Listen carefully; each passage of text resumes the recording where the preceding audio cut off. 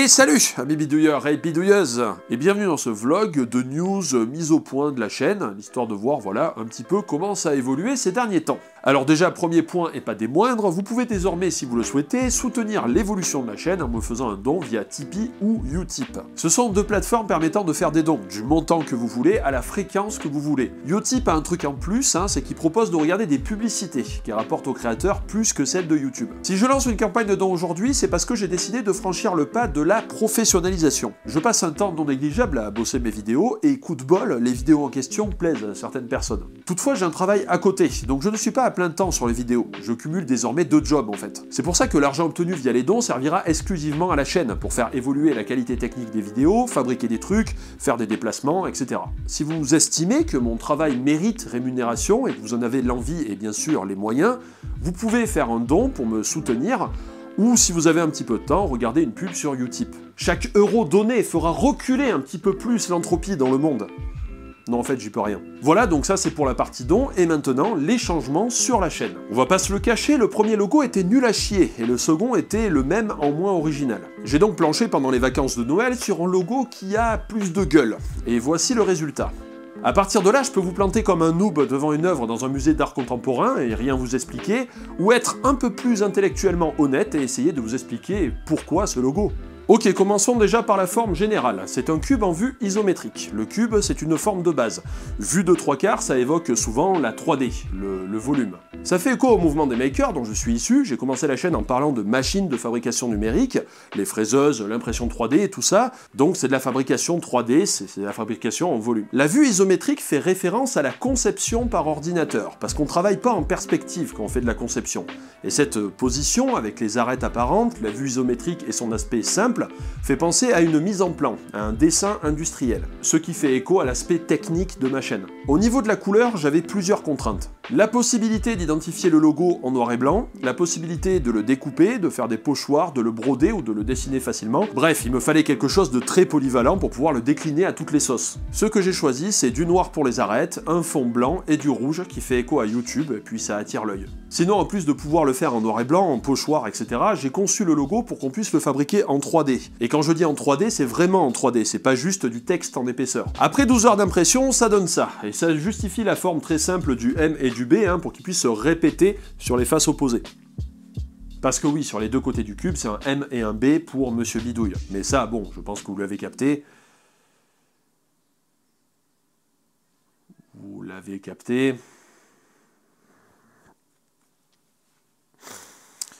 Ok. Et donc c'est pour ça que le B ressemble à une espèce de 8, c'est parce que j'ai pas pu mettre d'encoche sur les côtés, sinon ça déformait le M. Donc j'ai testé avec et sans encoche pour accentuer le B ou pas, et au final c'est comme ça que ça rendait le mieux, à mon avis. Le truc aussi qui était très important pour moi, c'est que le fait que le logo soit simple me permet de le découper ou de le graver au laser. Parce que ça me laisse la possibilité de fabriquer des goodies pour pouvoir vous les offrir, je sais pas, pendant des conventions ou pour une raison X ou Y. D'ailleurs, pour les dons, j'ai choisi de ne pas proposer de contrepartie. Ça représente quand même un travail logistique qui va me manger pas mal d'heures, et ces heures-là, ça sera du temps en moins pour faire des vidéos, bosser sur des scripts, etc. On est tous là pour voir des vidéos, pas pour recevoir des goodies. Et enfin, le fait de l'avoir en 3D me permet de faire des rendus en images de synthèse. Pour l'instant, j'ai fait quelques tests, mais je suis très mauvais en rendu 3D. Ça viendra, j'y travaille. Voilà, je suis assez fier de ce logo. Bon, c'est pas du travail de graphiste professionnel, je me suis débrouillé tout seul comme un grand, mais bon, c'est du fait maison, c'est du simple et efficace, et voilà, je suis assez content du résultat. Du coup, j'en ai aussi profité pour refaire le générique, plus court, plus simple, avec la possibilité de mettre un extrait subliminal pour qu'il change à chaque fois.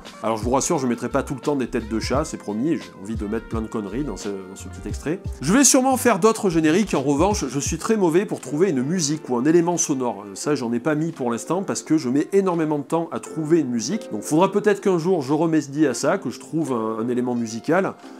Mais bon, pour l'instant, ça reste comme c'est. Pour le générique, c'est fait, maintenant passons au format. On est d'accord, plus personne ne faisait la différence entre les Monsieur Bidouille et les hors-séries. Et d'ailleurs, les hors-séries, maintenant, j'en ai tellement fait qu'il y en a certains, ils sont peut-être arrivés sur la chaîne et ils ont peut-être jamais vu un Monsieur Bidouille. Pour que ça soit plus clair, j'ai décidé de laisser tomber le format Monsieur Bidouille et les HS. Personne ne fait plus la différence, et puis les HS m'ont fait rendre compte que se contraindre dans un format, c'est chiant. Quand je me suis mis à faire les formats hors série, je me suis rendu compte que je pouvais faire des vidéos beaucoup plus rapidement, qu'au final ça allait très bien à tout le monde, et que moi derrière ça me laissait la liberté de faire des petites, voilà, des intros un petit peu différentes, des trucs, des machins, enfin bref, je pouvais un peu plus m'amuser artistiquement, on va dire. Au final, les Monsieur Bidouille, qui sont des formats plus léchés, qui me demandent plus de temps, de tournage, de réalisation, etc., ben, je les ai laissés de côté, et j'ai continué à faire des hors-séries, et au final, les sujets et la manière, enfin les propos des hors-séries, sont d'aussi bonne qualité finalement que les Monsieur Bidouille. Il y en a certains que je préfère largement plus que d'autres, hein, on peut pas être au top tout le temps, mais en tout cas voilà, maintenant vous me suivez pour les vidéos que je sors sur la chaîne finalement, et pas pour le format Monsieur Bidouille ou le format des HS qui n'ont plus aucun sens, quoi. Donc désormais, il y aura des vidéos, certaines seront des vidéos solo sur un sujet précis, et d'autres seront en série. Alors la première série qui a commencé à sortir en ce début d'année, c'est la série sur la thermodynamique, et je ferai des playlists pour ces séries, et du coup je rajouterai à chaque fois qu'il y a un nouvel épisode, je les rajouterai dans ces playlists, et toutes les vidéos qui sortiront seront aussi sur la playlist Monsieur Bidouille comme étant les vidéos principales de ma chaîne. Donc il n'y aura plus de hors-série, il n'y aura plus de Monsieur Bidouille, il n'y aura que des vidéos, certaines en one-shot, certaines en série, et ben voilà, si vous suivez la série par exemple sur la thermodynamique, et que vous n'êtes pas forcément intéressé par, je sais pas, une autre série que je ferai, elles auront des vignettes qui seront clairement identifiées. Vous voyez que sur la thermodynamique, il y a un fond de vignettes qui est tout le temps le même, et elles seront dans des playlists séparées pour que les gens ils puissent bien repérer qu'est-ce qui est sorti, qu'est-ce qui n'est pas sorti. Bosser comme ça me permet d'avoir plus de liberté, hein. Je peux bosser un style de vidéo complètement différent le temps d'un épisode, je peux lancer des séries de vidéos et les terminer quand je veux, etc., etc. Je suis pas accroché à un format et à un style. Je pourrais, voilà, faire par exemple tout un épisode où je suis sur fond vert, ou par exemple tout un épisode où je suis en voix off. À côté de ça, il y aura toujours les bullshit ou pas, hein, qui sont une thématique bien identifiée, donc ça marche bien parce que c'est une thématique qui est bien identifiée. Quand vous voyez bullshit ou pas, vous voyez bien de quoi ça parle.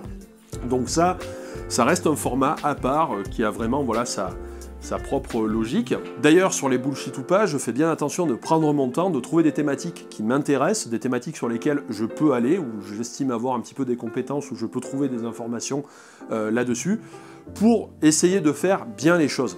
Je sais que c'est un format qui vous plaît, et c'est vrai que moi aussi je prends un certain plaisir à le faire, voilà, c'est cool, ça marche bien en plus, les gens ils sont contents quand il y a un bullshit ou pas. Et je sais aussi que si je sortais un bullshit ou pas toutes les 2 semaines, ma chaîne, ça se trouve, elle serait déjà à 200 000 vues là. Donc je fais exprès de pas forcer sur le format, c'est-à-dire j'essaye de ne pas m'imposer d'avoir un rythme industriel où il faut que j'en sorte plein parce que ça fait des vues, parce que ça plaît aux gens, parce que sinon je sais que je vais tomber dans le bashing pur et simple et je vais prendre que des merdes et je vais les démonter et puis les gens ils rigolent et puis voilà. J'ai aussi envie de faire des bullshit ou pas sur des sujets qui ne sont pas du bullshit, et de temps en temps évidemment on peut aussi se détendre et avoir un petit peu de fun, et par exemple sur le CMO, voilà, c'était clairement du bullshit. Et là, voilà, on y va à fond, et c'est cool, etc. Mais je pense que le monde n'est pas peuplé que de trucs qui sont complètement du bullshit et de trucs qui sont super bien. Il y a souvent des trucs, bah, c'est mais entre les deux.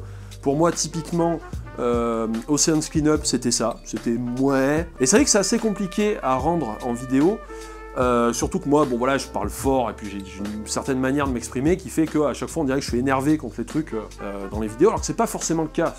Donc... je suis en train de réfléchir à comment, des fois, je peux rapporter un peu plus de nuances, etc., tout en restant dynamique, intéressant. Et c'est vrai que c'est difficile parce que souvent, sur Internet, vous savez peut-être, vous l'avez peut-être remarqué, que quand il y a du sang, ça plaît. Hein, et que, en général, c'est soit tu défonces le truc et tu vas à fond, soit tu l'acclames, genre tu le mets sur un piédestal et oh, c'est génial. Mais les mais, ça passe moins bien. Vous voyez, les trucs entre les deux... c'est un peu moins parlant. Donc c'est là où c'est un petit peu compliqué. En tout cas, je force pas sur le format, et c'est un format qui est toujours actif. C'est juste qu'il y a une vidéo qui sort quand j'en ai envie et quand j'ai des idées. Et puis comme ça, pour vous, ça vous fait un petit événement, voilà, c'est pas juste un truc qui sort en format industriel, et puis c'est tout le temps la même chose, et puis il faut que je force dessus parce que c'est ça qui marche. Je remercie énormément les gens qui m'ont envoyé des mails. J'ai pas répondu à tout le monde, mais vous aurez tous une réponse, c'est juste que je prends énormément de temps pour traiter les mails. J'ai énormément de mal avec tout ce qui est notifications, messages qu'on m'envoie, etc. Du coup, j'ai priorisé 2 canaux, qui sont Twitter et les mails.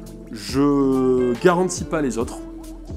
C'est-à-dire, vous pouvez toujours m'envoyer des messages, mais je garantis pas les temps de réponse et je garantis pas qu'il y ait une réponse un jour. Au niveau des formats, il y a aussi les C'est tout con, hein, qui sont pas des formats mornés. Je sais que j'en ai sorti que 2, puis après, il y en avait pas d'autres. Vu que je sors une vidéo toutes les 2 semaines, enfin, j'essaye de tenir ce rythme-là. Au milieu, j'essaye de sortir un C'est tout con, qui est un format très court et qui serait tourné assez rapidement, etc. Le problème, c'est que ça se fait pas si facilement que ça, que le temps perdu à faire un C'est tout con, au final, je le bouffe sur la prochaine vidéo. Donc, je note des idées de C'est tout con, et puis quand j'aurai le temps, j'en ferai plein d'affilés, et puis après, je les distillerai les uns derrière les autres pendant une certaine durée. Je pense que je vais faire comme ça. Et bien sûr, je garde les vlogs pour parler de la vie de la chaîne, de faire des retours sur les vidéos, etc. J'ai oublié de vous parler du format Do It Yourself. Le format Do It Yourself, pour ceux qui sont nouveaux sur la chaîne, c'est un format qui a eu droit à 4 vidéos pour l'instant, qui sont sorties l'été dernier, grosso modo. Ce format consiste tout simplement à fabriquer une machine un petit peu complexe, un truc un peu fat, un peu gros, avec un peu de complexité, d'électronique, de moteur, etc.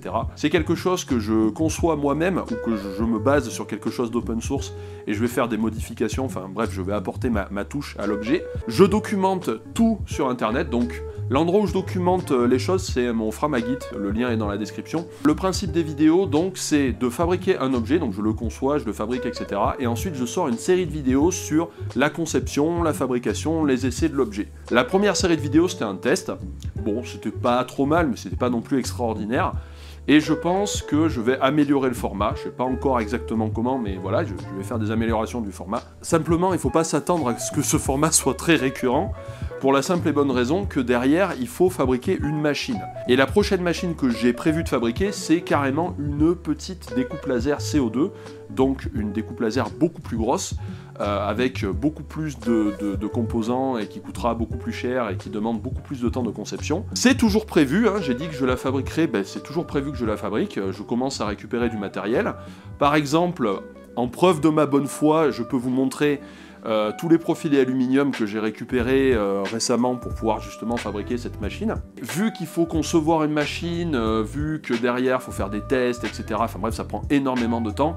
Je pense que des do-it-yourself, il y aura une série de vidéos par an à peu près. Voilà, je pense que j'ai à peu près dit les choses les plus importantes. Vous êtes de plus en plus nombreux, c'est génial. Ça veut dire que ce qui m'intéresse intéresse aussi d'autres gens. La chaîne se porte bien et d'un point de vue technique, vous allez la voir évoluer, si tout va bien, dans les prochains mois là qui suivront ce vlog. Par exemple, j'ai investi dans de l'éclairage de meilleure qualité.